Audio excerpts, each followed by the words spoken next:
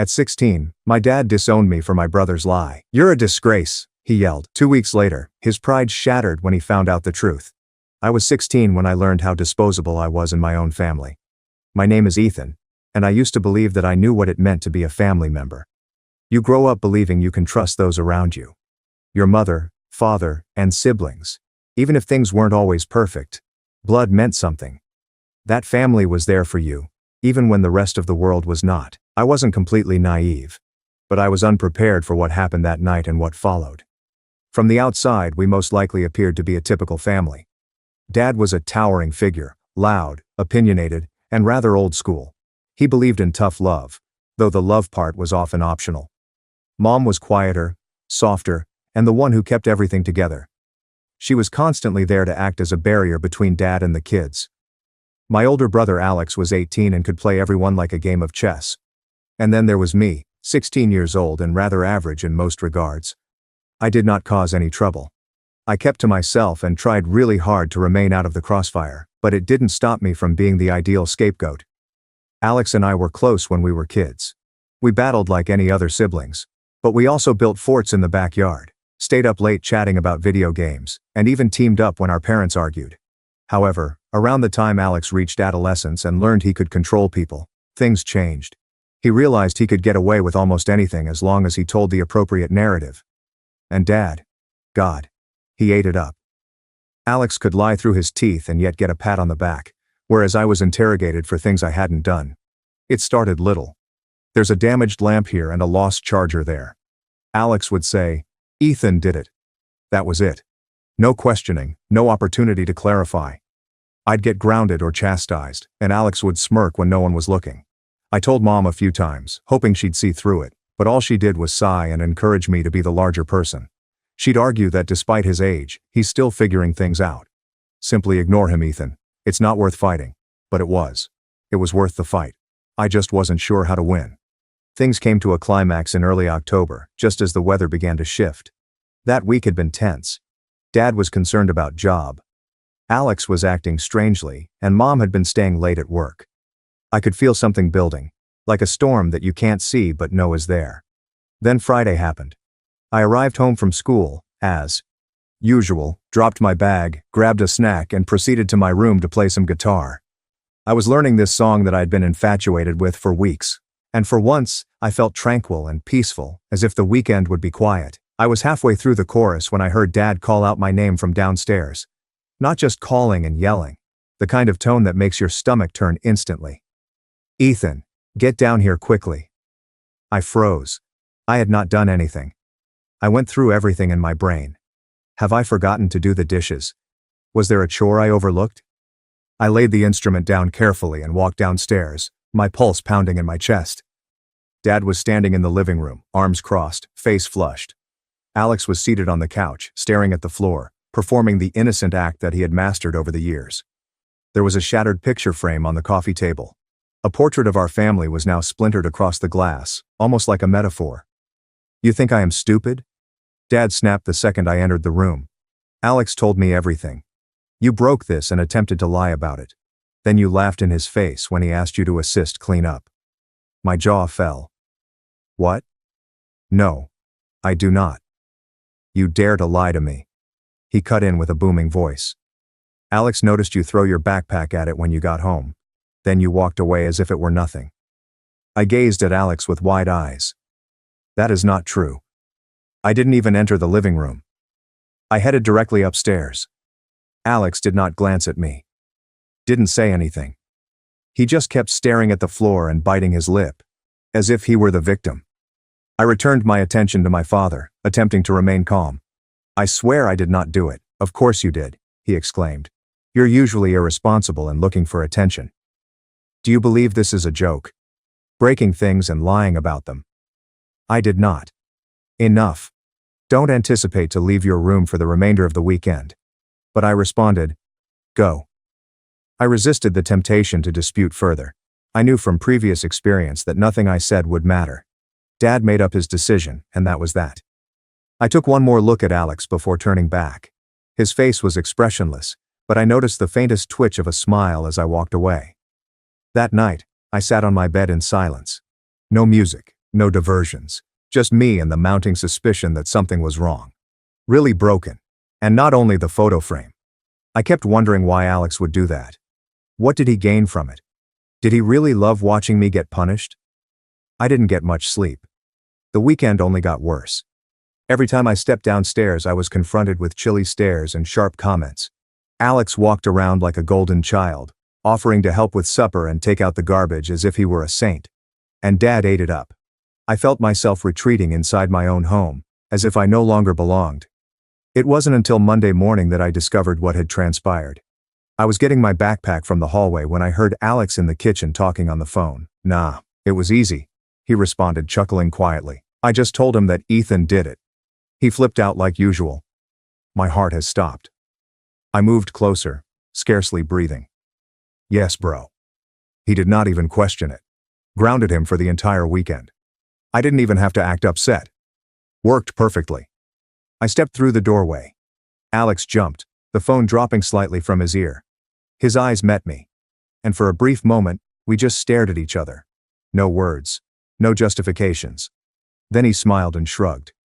Oops, I'm not sure what came over me, but I just turned around and left. I did not say anything to him, did not yell, hit a wall, or cry. I just stepped out the front door and continued walking. I had no idea where I was heading, and I didn't care. My chest felt hollow. My throat felt tight. I did not want to stay in that house for another second. It was pouring, cold, and consistent. The kind of rain that soaks into your clothing and chills you to the bone.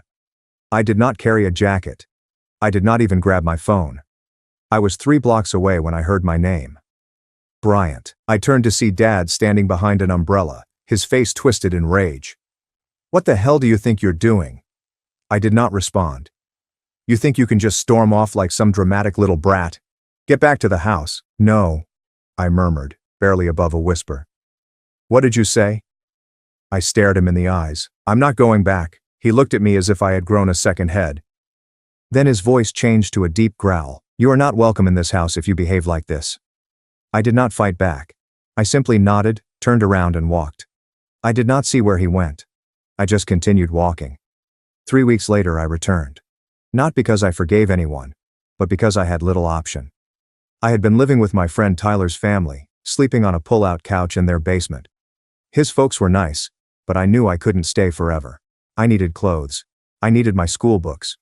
I'm not sure what I needed, maybe closure. When I walked through the door, nothing had changed. Alex sat on the couch, eating chips and playing video games. Dad was in the kitchen, joking with some of his auto shop co-workers. They were boisterous, making jokes and sharing stories. Then I heard it. "Yeah. I kicked him out in the rain," Dad said, chuckling. "Little punk thought he could defy me. Let him walk. Maybe that taught him something." The guys laughed. I stood motionless in the hallway, each word soaking in like a stone. And then I saw her. Mom. She was standing right behind Dad, holding a grocery bag in one hand. I'll never forget the look on her face. She had heard every word. And for the first time in a long time, I noticed something different in her gaze. Something sharp and frigid. And I knew things were going to change. I did not move. I could not. My feet were stuck to the floor as I saw Mom look at Dad as if she had never seen him before. She said nothing at first. She merely stood there, her keys still in hand and the grocery bag slipping from her fingers. I recall seeing an apple roll out and strike the floor. Nobody noticed.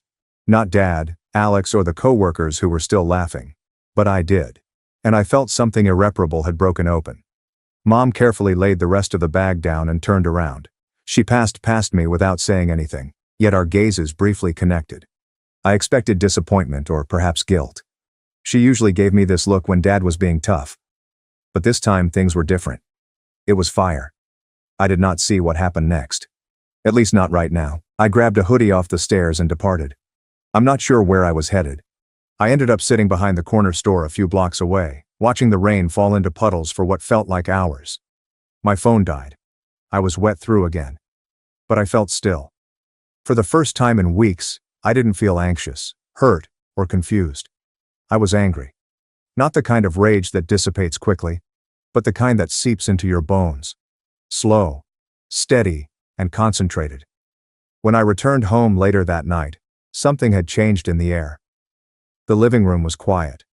The guests were gone. Alex's game console had been unplugged, and Mom was seated at the kitchen table, sipping tea as if she hadn't just witnessed her husband laughing about abandoning his child in the pouring rain. "Come sit," she said, not looking up.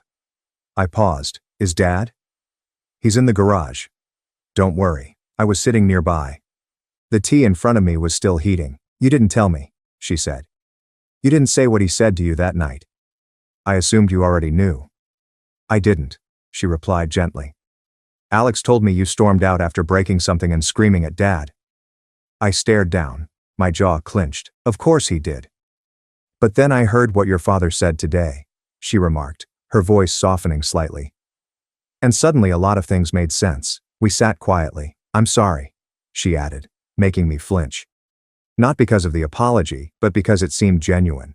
Too real, like if she had finally witnessed what I had been quietly going through. I didn't say anything. I didn't know what to say, but that moment should have marked the beginning of things becoming better. It wasn't because that's when Alex knew he was losing control, which he didn't take well. The following few weeks were a slow, stifling descent. Mom began to examine things more, asking Alex for his and my perspectives, checking in with me privately, and giving me the benefit of the doubt in ways I was not used to. At first, it seemed like I was finally being seen, but it also created a bullseye on my back. Alex disliked the spotlight being drawn away from him. He was used to being the golden child, the one who could never go wrong, the favorite. The future. Mom stopped relying on his every word. She started spending more time with me, asking about school, monitoring my guitar practice, and making sure I ate dinner before leaving for the night. Alex noticed. He began small-scale sabotage. My phone charger would disappear from my room. My assignment mysteriously disappeared. One day I discovered my socks soaking wet in the bathroom sink. I didn't have proof, but I was certain it was him. His smug little sneer as I came downstairs hunting for my belongings told me everything. I tried to ignore it. I told myself he'd become bored eventually, but Alex wasn't wired that way. If he couldn't be loved, he'd settle with being feared. When he couldn't manage the narrative, he'd burn it down. I got home from school one night to find Dad pacing in the living room, his eyes wild. Alex sat on the stairs, head lowered, like a sorrowful little martyr. "Where is it?" Dad asked the moment he spotted me. "Where's what?" "You know exactly what." "I really don't." $250 from my top drawer," he replied. "Gone." My gut plummeted. Not because I took it, but because I saw where this was headed. "I didn't take anything," I said. "Why would I even—" "Alex saw you going into our room yesterday." "I was looking for Mom. Don't lie to me." I looked at Alex, who seemed hurt. "I saw him go in after school." I didn't think anything of it until I overheard him on the phone bragging about having cash for a new amp. My lips were dry. "What? That's not—" "I'm done with the lies," Dad yelled. "I should have never let you back in this house." "I didn't. You think I'm stupid? You think I wouldn't notice when money goes missing the same day you're bragging about gear? I never said that. Ask Tyler. Ask literally anyone. I haven't been saving for anything. I've been working at the corner store every weekend to pay for that amp. You can check with Mr. Hernandez." Dad scoffed. "Yeah. Well, see what your manager says." He stormed away. I stood there shivering, not in fear, but in wrath. And Alex. Alex simply smiled and walked by me as if nothing happened. That night I sat in bed, staring at the ceiling, reflecting on all the times I let things go and didn't push back. Every lie Alex uttered, every punishment I received, and every time Dad blindly believed him taught me a valuable lesson. They wanted me to be silent. They needed me to, but I was not going to do it anymore. The next day at school I saw the guidance counselor. I told her everything, not just about the money, but also about the months before it. The routine, the lies, and the care at home. She listened. She jotted things down. She nodded frequently, but I wasn't sure whether any of it meant anything. Nonetheless, it felt nice to speak it aloud. When I arrived home that afternoon, Dad was waiting for me with his arms crossed. Alex was already sitting on the couch, eating chips as if nothing had occurred. "You told your school that we were abusing you?" Dad yelled. I froze. "Your counselor called. Said they're opening a case. Said someone's coming to do a home visit." Alex smirked now. "Nice one, Ethan. Very mature." Dad took a step closer. "You think this is a game? Bringing strangers into our house? You want to humiliate your family? Fine. But you better pray they find something, because if they don't, you're out for good." I looked at Mom, who had just entered the room with laundry. Her eyes were large. "You threatened him?" she inquired. "He's trying to ruin us," Dad yelled. "He wants to tear this family apart because he's too lazy to take responsibility." "He's 16, she said. "You're a grown man. You don't get to threaten your child just because he finally spoke up." That silenced everyone, but not for long. 3 days later, the social worker arrived. She spoke to each of us separately, asking questions and taking notes. I told her everything again. She was patient, but her expression revealed nothing. I wasn't sure if she believed me. I had no idea what would happen, but Alex did, and he panicked. The following morning, I awoke to commotion. Mom was yelling. Dad roared. Alex was crying. I came downstairs and noticed it. Mom is holding Alex's phone open to a group chat. There were screenshots, images, and texts from Alex's conversations with his friends, like the following. "Watch this. I'm going to get Ethan kicked out again and my dad believes anything I say. El Mayo, that is." There were also videos. One of them is pretending to cry after smashing a plate.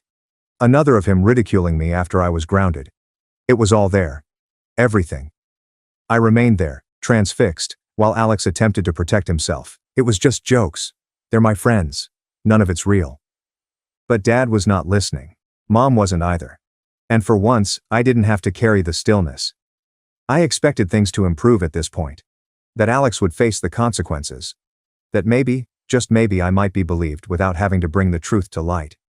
So what happened next? That was worse than I could have anticipated. Because instead of punishment, apologies, or justice, they made me the problem again. And what happened next? That was the breaking moment. It's strange how everyone says the truth will set you free. As if dragging it into the light causes everything wrong to instantly flip right. I believed that for a long time. I clung to the calm faith that if I waited long enough, remained patient, and kept my head down, the truth would ultimately fight for me. But it did not. Not at first. After the group conversation was uncovered, Mom discovered the texts, videos, and other smug manipulation Alex had stored on his phone. I expected something, anything to change. There was yelling. There was crying. Threats were flung like knives across the living room. But in the end, nothing much changed. Not that it mattered because I still ended up being blamed. It began with Dad. He didn't say anything at first, just glanced at Alex and then at me, as if the weight of the truth was too much for him to confess he'd been wrong for years. Then he shook his head and said something that still bothers me. "You could have handled this privately." I blinked. "What?" "You didn't have to humiliate your brother like that. You went through his phone. You think that's okay?" "I didn't go through anything. Mom did. And what are you even talking about? He's the one who set me up for months. Lied. Got me kicked out. He said it himself. He did it all on purpose." Dad snapped. "He's a kid. He's still learning. You should have talked to me like a man instead of crying to your school." My heart sank. There it was. The wall. Even with all the evidence in front of him and Alex's own comments echoing throughout the home, Dad couldn't get past his pride. He did not want the truth. He desired control. And in his eyes, I'd broken the chain. Mom attempted to stick up for me. She defended me that morning and pushed Dad in ways I had never seen before. But it did not last. By dinner, she was silent and aloof. When I asked whether she was okay, she simply seemed exhausted. "I'm trying to keep this family together, Ethan," she said quietly. "You don't understand how hard that is." I did, but I also knew something else. It wasn't my duty to keep the pieces together anymore. After that day, things grew worse.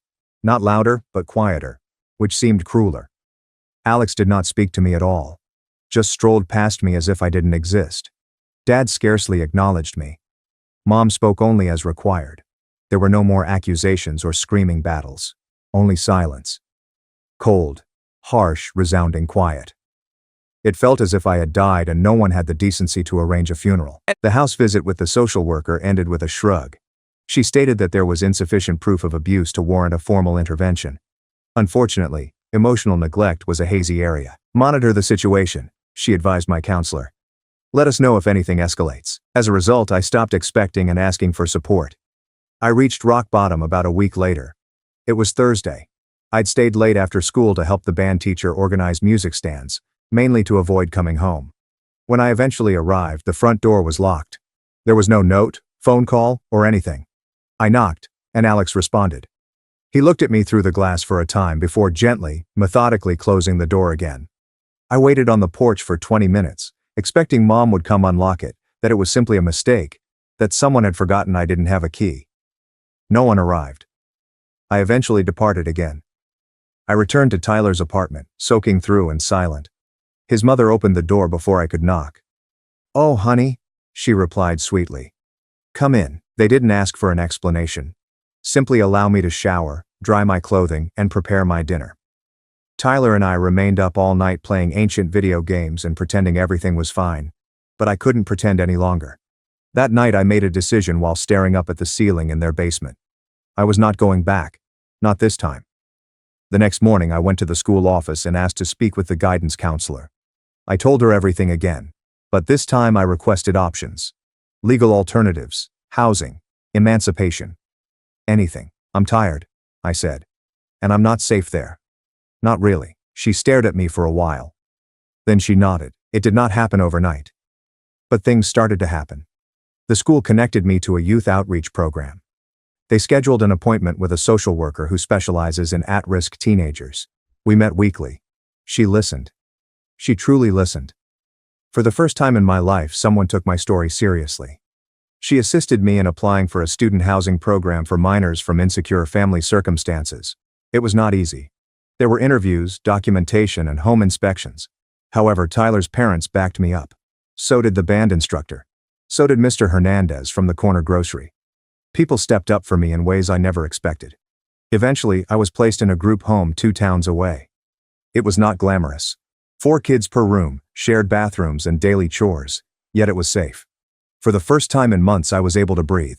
I began rebuilding one component at a time. I landed a part-time work at a music store near the group home. Keith, the manager, loved my ability to tune guitars by ear. He let me help with repairs and paid me under the table until the paperwork was completed. I saved every cent. I enrolled in therapy through a youth program. I did not want to at first.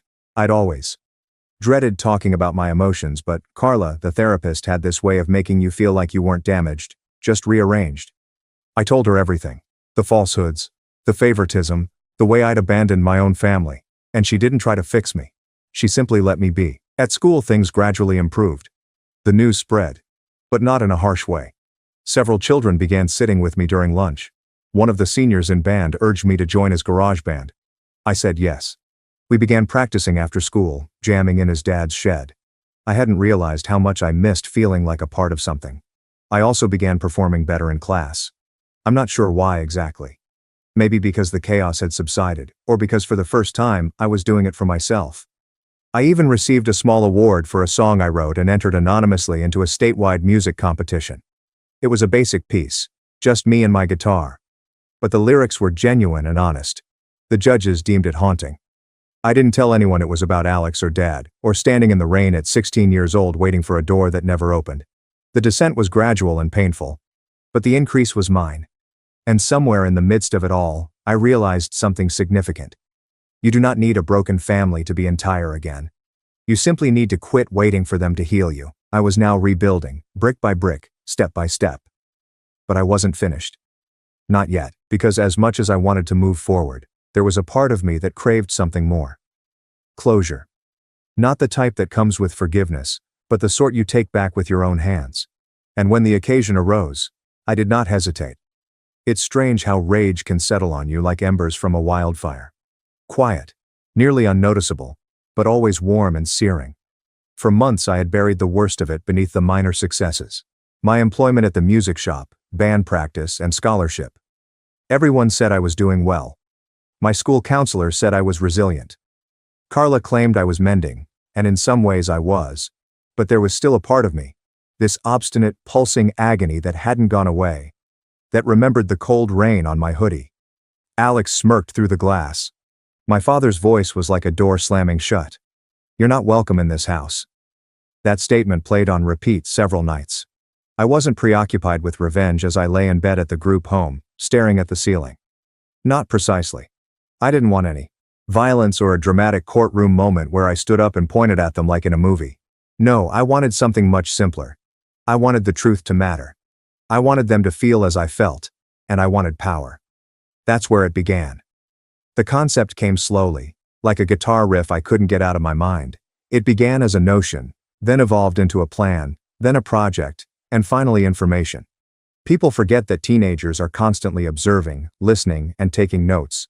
And I had spent my entire life doing exactly that. I knew my father. I knew how he thought, how he lied, how he boasted, and how he never examined the minor details because he was too busy exaggerating the major ones. I understood how much he valued appearances, respect, and being the guy everyone looked up to in his circle. I also sensed Alex was weakening, that his golden child facade was crumbling now that I wasn't there to absorb the heat. I still had mutual friends at school, and they told me stuff without realizing they were helping me. Stories of Alex skipping class, getting into fights, and mouthing off at teachers. One student claimed Alex had begun bragging about being able to hack grades and manipulate attendance in the school system. That piqued my interest, so I began asking around slowly and cautiously. It turned out that Alex had gained access to the school system without using hacking tools. Exactly. One of his acquaintances had an older brother who worked in information technology for the district. They'd discovered a backdoor into the school site using a shared admin account and a password written on a sticky note in the lab. Alex had been using it for months, not only to correct grades, but also to eliminate absences and submit bogus assignments. He even included an extracurricular activity on his transcript that did not exist, and no one noticed. That was the beauty of favoritism. Everyone assumed the best about him. I did not tell anyone. Not yet. Because I wasn't prepared to move, not until the next piece slipped into place, which occurred roughly 3 weeks later. I was working at the music store when Keith, the owner, pulled me away and handed me a large envelope. "What's this?" I inquired. "Your competition prize?" he inquired. "They sent it here since you listed the shop as your primary mailing address." Smart, by the way. I retrieved it. The inside contained a check. $2,500. More what I had imagined. Enough for a new guitar. Perhaps even enough for my used laptop. But I did not spend it. Not yet. Because now I had the means, and the motivation. There's just one more thing to do. I contacted Tyler that night. We hadn't chatted much lately, simply drifted like people do, but he was still the only one who had witnessed what happened to me in real time. He didn't hesitate when I asked to meet. We bought burgers and sat in his driveway like we were 13 again, talking about nothing until I eased into it. "I need a favor," I said. Tyler lifted his eyebrow.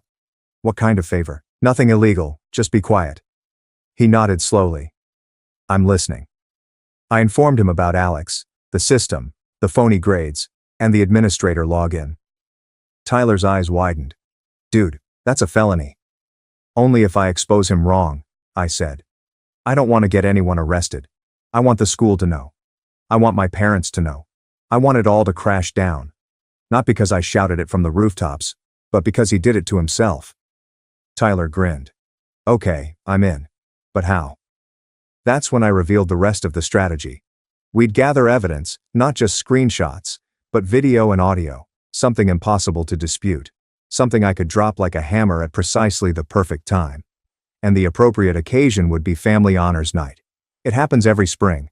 The school held a stupid ceremony for students and parents to recognize academic success and moral virtue. Alex was supposed to get 3 bogus awards, one for academic performance, one for extracurricular leadership, and one for peer mentorship, whatever that meant. Naturally, my folks had planned to go.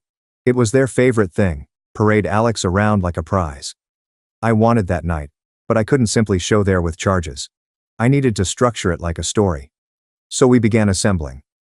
Tyler pretended to be interested in Alex's methodology. He stated that he sought help with his own grades. He persuaded Alex to ramble, gloat, and describe the entire process again, this time on camera with his phone in his jacket pocket. We have everything. The login information, the fraudulent activity, and even a screenshot of Alex adding a volunteer trip to his record that never occurred. Meanwhile, I approached the competition board for the music scholarship. I told them I wanted to give a portion of my award money anonymously to help support future entries for children in group homes. They loved the concept. They invited me to attend honors night and receive a special plaque in front of the audience. Perfect. Now I had a cause to be present. On the day of the event, I wore a borrowed blazer and stood to the side while Alex and my dad mingled with the staff. My mother spotted me first. Her expression altered. Shock, followed by reluctance, and then something resembling shame. "Ethan," she informed me. I didn't know you were coming. I was invited, I replied simply. Scholarship award. Alex stopped laughing and paled as he noticed me. What are you doing here? I asked, smiling. Oh, I'm just here to support my family. Isn't that what this night is all about? Dad said quietly. Just gave me a once-over and groaned. Typical. The ceremony began. Names were called. Applause echoed. I received my certificate and stepped off stage with a stiff smile. Then it was Alex's turn. They went over his accomplishments, grades, clubs, and mentorship. And as the applause rang out, Tyler snuck into the back row where I stood. He gave me a USB drive. I nodded. Showtime. I approached the principal after the ceremony, right as she was applauding my parents. I smiled politely and explained that I needed to show her something vital about the school's online system. She appeared confused, then concerned. I handed her the drive. Everything's on there, I said. You'll want to look through it carefully. She asked queries. I didn't answer them. Not then. I told her to send me an email if she wanted any clarification. Then I left. 3 days later I received the note. A formal request for a statement. Alex was being investigated for academic dishonesty. But it was not the finest part. No, the best part came later, when everything I had been working on finally came together. When they found out the fallout was bigger than I had anticipated. When the principal emailed me requesting a formal statement, I knew the dominoes had finally begun to fall. It did not happen instantly. Nothing in real life ever is. But as soon as I agreed to meet with her and 2 district administrators the next day, I could feel the power dynamic shift. They invited me into a small conference room with a picture of water on the table and notepads in front of each chair. It was calm, professional, and serious enough to make my palms sweat, despite the fact that I knew I had done nothing wrong. They played the videos. They posed meaningful, careful questions. They looked at the screenshots. They even identified the hacked admin credentials that Alex had been using. Apparently, a password reset went unreported months ago. When they were finished, one of the district administrators sighed gently and laid the final printed screenshot down as if it weighed 100 pounds. Thank you, Ethan. She clarified. This is a very significant breach. And the fact that a student has been using administrator access to alter academic records is extraordinarily serious. I didn't make a scene. I did not smile. I just nodded. When will you tell him? I inquired. We'll notify him and his parents today, the principal explained. And his teachers and possibly the board, depending on what else we find. What about the other students? I inquired. The ones he helped change grades for? That depends on the extent of the manipulation, she told me. We have to audit everything, but Ethan, you did the right thing. The right thing. People use those phrases so casually.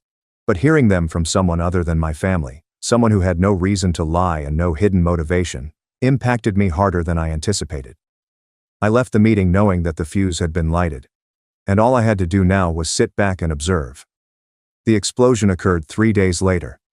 My phone rang while I was restringing a customer's guitar behind the counter at the music shop. It was Mom, not a text or message, but a phone call. I hesitated before picking up. Hello, Ethan. Her voice sounded faint and strained. Can you come home, please? We need to talk. I didn't answer yes or no. I simply stated I would think about it and hung up. Tyler stormed through the shop door 10 minutes later, breathless as if he had just ran across town. Dude, you need to hear this. He told me everything. How Alex was dragged out of class. How Dad arrived to school in a rage. How the principal had arranged everything. Every grade was revised. Each forged entry. Every made-up volunteer hour. How Alex attempted to lie, sobbed, and then lied again. Then he accused me, then the IT kid, and finally claimed that his phone had been hacked. But this time, nothing worked. They had recordings, screenshots, dates, and IP records. Everything was secure. Alex was suspended pending a complete board review. His college hopes are gone. His peer mentor award was revoked. His reputation is shattered. Tyler reported my father as pacing the hallway like a caged animal, ranting about conspiracies and vendettas until a district officer ordered him to walk outside or be removed out. She cried, my mother said, but not in anger. Tyler's reenactment suggested something heavier, perilously near to regret. Later that evening, following my shift, I decided to leave. Not for them. For me. I needed to see the impact for myself. Not out of spite, but to end the chapter completely. To allow my younger self, who was drenched, rejected, and disregarded, To finally see justice without being silenced. When I arrived, the house was in chaos. The living room was a disaster. Papers are everywhere. A crumpled letter from the school board rested on the coffee table. Dad was sitting in his chair, head in his hands, and breathing heavily. Alex reclined on the couch with a blotchy and red face and swollen eyes. He wasn't crying anymore. He was empty. He appeared hollow, as if someone had ripped all of his swagger and confidence away, leaving nothing but a scared child. Mom saw me first. "Ethan," she muttered. "Thank you for coming." Dad glanced up at me with a mix of fury and something he wasn't used to feeling: uncertainty. Alex did not look up at all. I locked the door behind me and walked into the room as if I weren't the same 16-year-old they had thrown out into the rain. Mom drew a hesitant breath. "We know everything. The school showed us the evidence. They said you provided it." Dad snapped. "So you've been planning this for months?" I didn't respond. "No, I've been living my life. He's the one who forged grades, made up activities, manipulated a school system, and bragged about it to his friends." Dad stood. "You wanted to ruin your brother." "No," I said quietly. "He ruined himself. I just stopped covering the damage." Alex eventually looked up, eyes blazing and jaw shaking. "You set me up," he muttered. "No, you've set me up for years," I responded. "All I did was tell the truth to people who actually listened." The room was extremely silent. I could hear the refrigerator hum in the kitchen. Mom cleaned her face. "Ethan, why didn't you come to us? Why didn't you give us a chance to fix this?" I laughed gently. Not because I was amused, but out of astonishment. "I tried for years. I told you about the small things, the lies, the favoritism. You always told me to be the bigger person. You always told me not to cause trouble. And then you watched Dad kick me out in the rain because of something he made up. And when the school stepped in, you both treated me like a problem instead of a son." Mom flinched. Dad clutched his fists. Alex seemed to want to disappear. I proceeded with a steady, controlled voice that was almost gentle. "I didn't come here to fight. I didn't come here to watch you unravel either. I came because I needed you to hear this once, clearly, and without interruption." I let out a rasp. "I'm done," Dad scoffed. "What does that even mean?" "It means," I claimed, "you don't get to have power over me anymore. I'm building my own life. I have a job, a place to live, people who support me. I'm not here to fix anything. I'm here to close the door you slammed on me when I was 16. Mom stepped forward. "So that's it? We lose you?" "You lost me the night I begged to come inside and no one opened the door," I said. "Tonight isn't about loss. It's about understanding." Alex finally spoke again, his voice quiet. "Ethan, I'm sorry." I studied him. Maybe he intended it. Perhaps he didn't. But it didn't matter because I wasn't the one who needed his apologies anymore. "I hope," I replied softly, "you learned something from all this. Not because you got caught, but because you finally felt what it's like to face the consequences you've been handing me for years." He looked away. Mom cried again. Dad was silent because he was angry, ashamed, or both. It did not matter. I took a step toward the door. Mom muttered, "Will we ever see you again?" "Maybe," I replied honestly. "But not like this. Not with me begging for space or fairness. If you want to be part of my life someday, you'll have to walk toward me. I'm done walking alone." With that, I left. There was no dramatic smash or final scream, just a quiet click of the door behind me as I stepped out into the cool night air. The group home was waiting, my guitar was waiting, my future, which I had created with my own hands, was waiting. And for the first time, the weight on my chest had vanished. Completely gone. As I strolled down the street past the house that I no longer feared, I realized something significant. Revenge was not about destroying another person's life. It was about recovering your own. And I'd finally finished it. I never looked back. Because sometimes the biggest victory is simply walking away and living a life you never thought possible.